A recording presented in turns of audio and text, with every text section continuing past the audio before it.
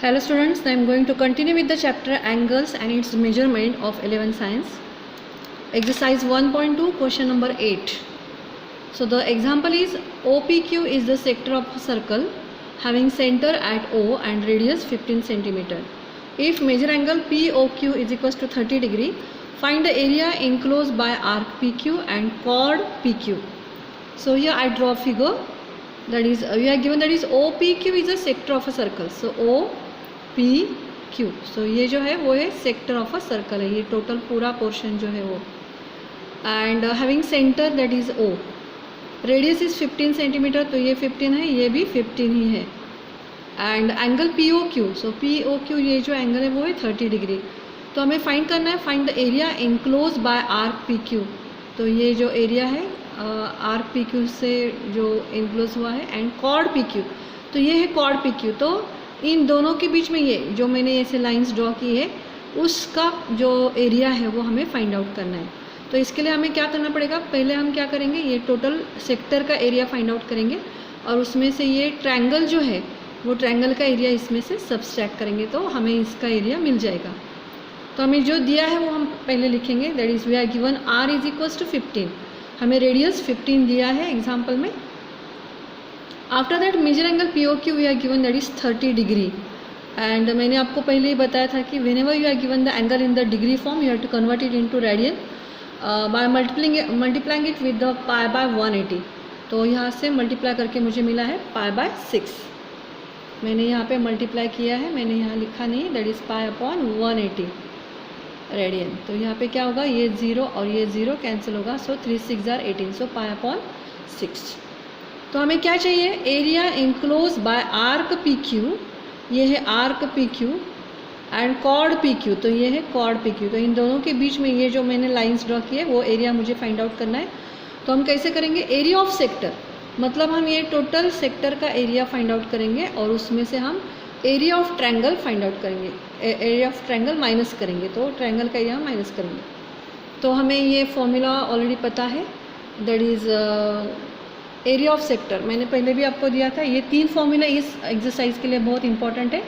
First वाला that is S is equals to R theta, second that is area of sector that is half R square theta, and ये formula हम थोड़ा सा change करके हम ऐसे भी लिखते हैं, दैट इज़ हाफ इंटू ये R स्क्वायर हम ऐसे भी लिखते हैं, that is R into theta, and you know that is R theta is nothing but S. तो इसका ही कन्वर्जन करके हमें मिलेगा half into R into S. सो दोनों फॉर्मूले हैं वो हम area of sector find out करने के लिए यूज़ कर सकते हैं, that is half R square theta and half R into S. Now this is one of the most important formula, that is area of triangle. ये formula भी हम use करते हैं, that is half into R square sine theta, ये आपको याद रखना है. तो अभी ये फॉर्मूला मैं यहाँ पे यूज़ करने वाली हूँ. तो area of sector, so we using the formula that is half R square theta. अभी हमें थीटा यहाँ पे दिया है, सो मैंने इसलिए ये फॉर्मूला यहाँ पे यूज़ किया. अगर थीटा नहीं दिया है आपको, लेंथ ऑफ द आर्क दिया है, तो आप ये भी फॉर्मूला यूज़ कर सकते हैं. So according to the requirement of the example you can choose any formula. मैंने दोनों फॉर्मूला आपको दिए हैं. सो एरिया ऑफ सेक्टर यहाँ पे थीटा दिया है, तो मैंने half R square theta choose किया, माइनस एरिया ऑफ ट्रायंगल, तो इसका जो फॉर्मूला है वो है half R square sine theta. तो अभी दोनों में से हम हाफ R स्क्वायर कॉमन निकालेंगे, in bracket theta minus sine theta, तो हाफ 15 स्क्वायर. तो 15 स्क्वायर कैसा है, because you know the value of R का वैल्यू क्या है, 15 है, and in bracket so you know the value of theta is pi by 6 minus sine pi by 6, because you know the value of theta is pi by 6. So half into 225 pi by 6 minus the value of sin 30. So pi by 6 मतलब क्या है, sin 30. तो आपने table 10 standard से आपने पढ़े हैं तो आपको ये पता है, दैट इज़ द sin 30 का वैल्यू है हाफ. नाउ यहाँ पे हाफ इंटू 225, मैंने यहाँ पे LCM ले लिया, LCM इज 6, तो pi as it is 2 3 are 6, 3 into 1 that is 3, and so half into 225 into ये 6 मैंने सिर्फ बाहर लिया है, 1/6 in bracket will get pi minus 3. तो 3 2s are 6 and 375 are 225, and so यहाँ पे मुझे मिला 75 in the numerator upon 2 2s are 4 in bracket pi minus 3 centimeter square, because it is the area of that is area enclosed by the arc PQ and chord PQ. So this is the answer. Now see the example number 9. So the perimeter of a sector of a circle of area 25 pi centimeter square is 20 centimeter. Then find the area of the sector. Now see the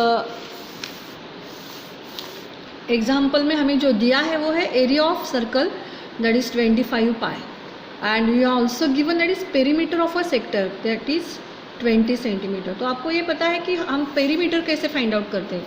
तो अगर हमें ऐसा triangle दिया है और triangle का अगर हमें पेरीमीटर फाइंड आउट करना है तो हम क्या करते हैं. Suppose this is side 1, side 2 and side 3.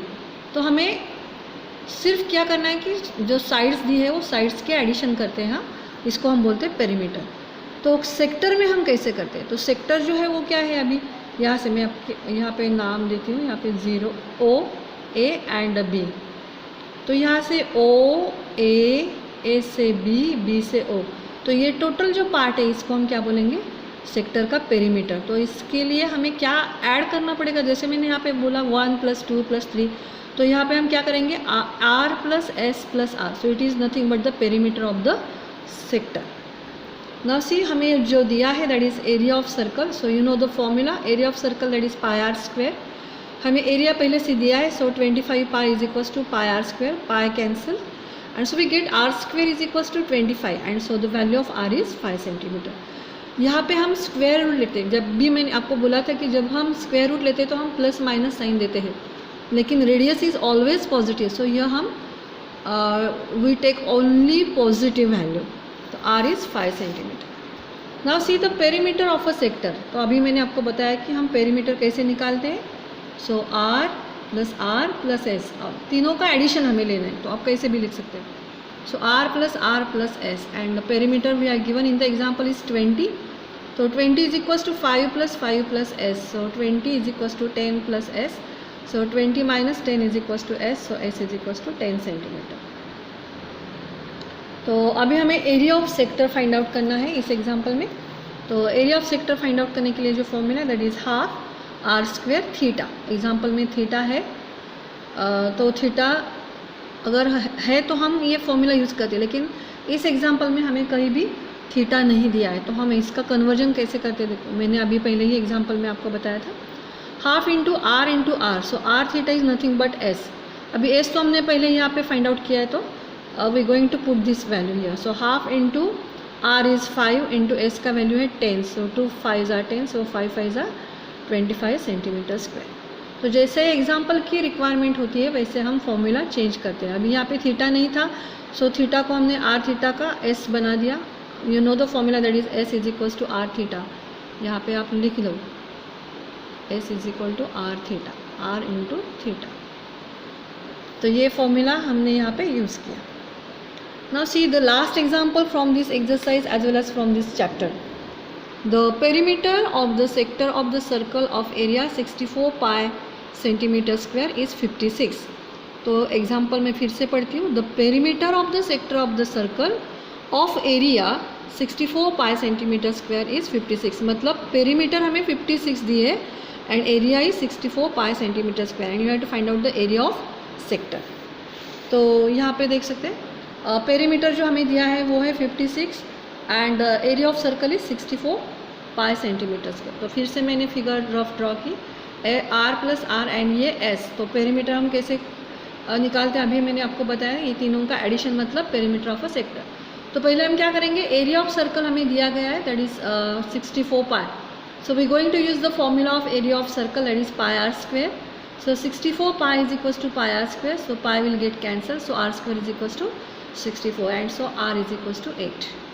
Now see the perimeter of a sector. So the formula is r + r + s. So 56 is equals to 8 + 8 + s because r हमें पता है लेकिन s तो पता नहीं है.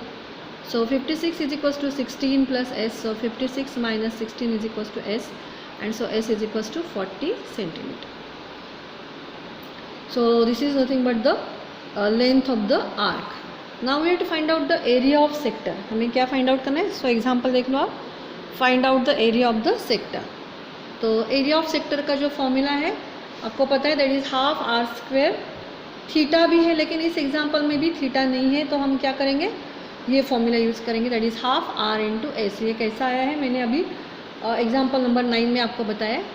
तो A is equal to half, the value of R is 8 and S is 40, अभी हमने यहाँ पे फाइंड आउट किया। सो 2 4 ज़ा 8, सो 4 इंटू 40, तो यहाँ पे हमें आंसर मिला, दैट इज़ 160 सेंटीमीटर स्क्वायर। सो अब देखिए कि हमने इस चैप्टर में एक्सरसाइज 1.1 एज वेल एज 1.2 दोनों के सब एग्जाम्पल्स मैंने आपको सॉल्व करके दिए हैं। आपको सिर्फ प्रैक्टिस की ज़रूरत है, जितनी बार आप ये एग्जाम्पल सॉल्व कर सकते हो तो सॉल्व कर लो, ताकि आपको ये ठीक से याद रहे। So this is the end of this chapter. In next lecture we will going to see the new chapter. Thank you.